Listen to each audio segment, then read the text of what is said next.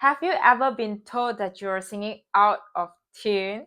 That is not a feedback that will make singers happy, and sometimes I will get upset when listening to this kind of feedback.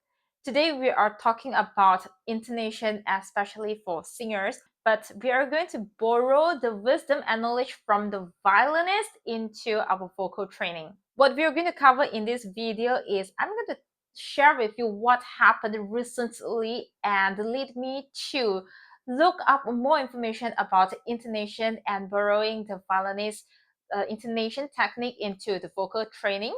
And I'm going to share with you what upset me during my performance in KPJ hospitals for their Chinese New Year celebration, and what I learned from the rehearsal from singing Suite for Soprano and Violin by Villalobos.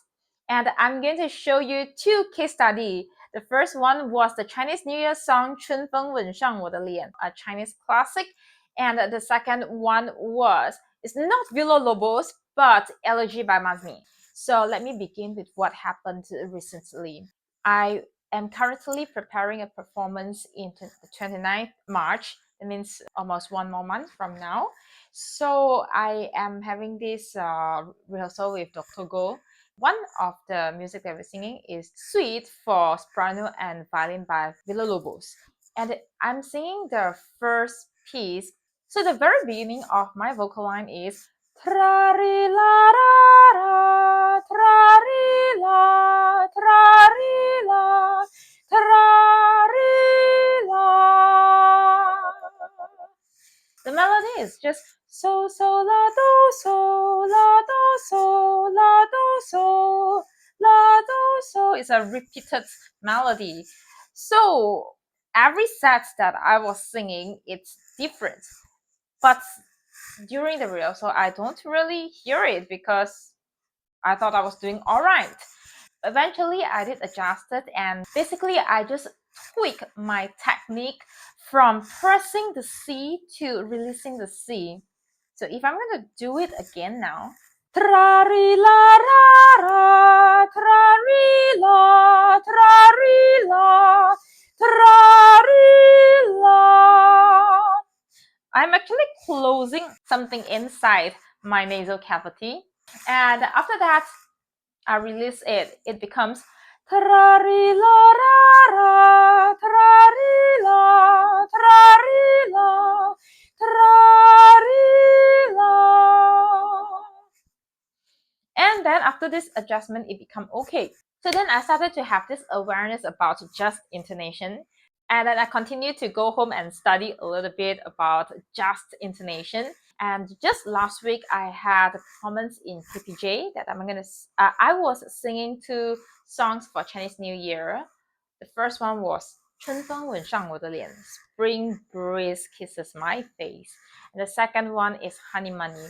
So I have to sing using -1, and I'm going to be on mic. And during the rehearsal, I recorded myself, and when I play back, I was like, oh, is that me? That's not nice. I only have about 1 week notice to practice the two Chinese New Year songs. And if I can have more time to practice the songs, it would be better for me. I have more preparation, but only 1 week. So I try to brush up my technique, especially for the first one, the classic, the Chinese classic. You know, I love Chinese classics, especially Li Xianglan, Yoshiko Yamaguchi. But this time, I found another Chinese classic, 春风吻上我的脸, sung by Yao Li. And she's not a soprano, and she has a lower range. Because this song is very famous, I knew it since I was young and don't really look at the music and learn it. I learned by heart, and I don't take my score. And after that rehearsal at the KPJ hospital, I started to take out my phone and check where is that intonation, where is the pitches. So the lowest one is G3. And I was like, oh, no wonder I feel very uncomfortable singing G3 in Chinese classic way. Because if I go to that low, usually I'm in pop genre. Singing pop in that note, I use a slightly different technique. songs like More, Silence, and I think also Rolling in the Deep. The vocal line is written somewhere around the passaggio, so we can change vocal color, but that is another story. So this time I'm going to use my soprano singing, bel canto singing to sing that G, and that song is very difficult to, I mean, initially I find it very difficult to use one breath to complete one phrase, and that is not good. And I felt very insecure because you're a singer, you should be able to sing that whole line in a breath.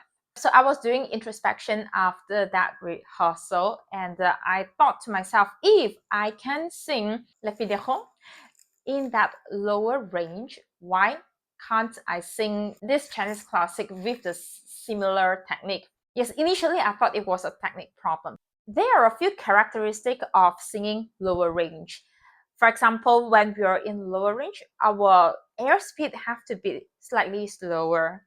And besides that, we have to release more air. We don't want to create more tone, right? Because in singing, sometimes we are producing more air than tone. That is what we want to correct it. But for lower range, for my very personal experience, I think singing lower range, we have to release more air. We don't want to be afraid of releasing too much air and not enough tone, because that is the natural characteristic of singing lower range. And one more thing about singing lower range is darker tone, because naturally lower instruments are darker. So just now I mentioned I started to adjust my technique first. Initially, I was so afraid to release the air. I want to produce more tone because my lower range was very weak. Weak, that means I have more air compared to more tone. So I want to force the sound out. It becomes 春风它吻上了我的脸. And the adjustment I did was 春风它吻上了我的脸. It feels very weak, but one thing I want to point out here is what you sing and what you hear can be very different, because when we are singing it, the feeling could be weak, but when you listen back, it is the right thing that we should be doing. And the other place I did was 只有那偷懒人儿才高眠. I let the air flow out. I be secure with not enough tone. And another thing is I realized that there's one note I wanted to project with Messa di Voce technique. And that is when I became too sharp. And this is the second phrase. 春风它吻上了我的脸，告诉我现在是春天。And that is where I don't have enough air. And because I did a lot of tuning already, I am a bit difficult to go back to my default. I can find back some old recording to show you how sharp I went. So after the rehearsal, I had a lot of self-doubt inner talk. Things like I don't have the technique to, things like I should be practicing more with my father's karaoke set using the mic, and so that I can tune myself.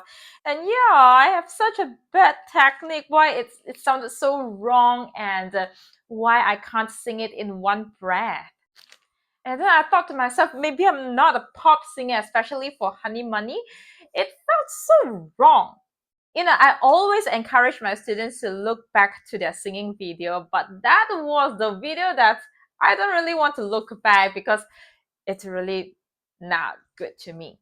So during the performance, things went well according to what I have adjusted. The pitch has become so much better. I was able to sing the phrase in one breath, but I was quite nervous because I kept worrying that I will miss my lyrics, and yeah, I did. I knew that was not my best performance, so when I came home, I look at the recording, I can still hear part of my singing that I'm not very satisfied with. And I thought to myself, yeah, that's okay, it's finished already, right? The performance has ended, so I can forget about it. And until today, I just listen to random songs, and then I have this music in my library, Mulan's Decision. It was performed by two different orchestras. And I thought to myself, why is that? I think it was an arpeggio. Why was that modulation so different? I can hear a little bit of strange things in one of the orchestras, and then I listened closely. Actually, the cello joined in. And then I started to continue reading what I found about just intonation. So I found a series of Augustine, the very famous violinist.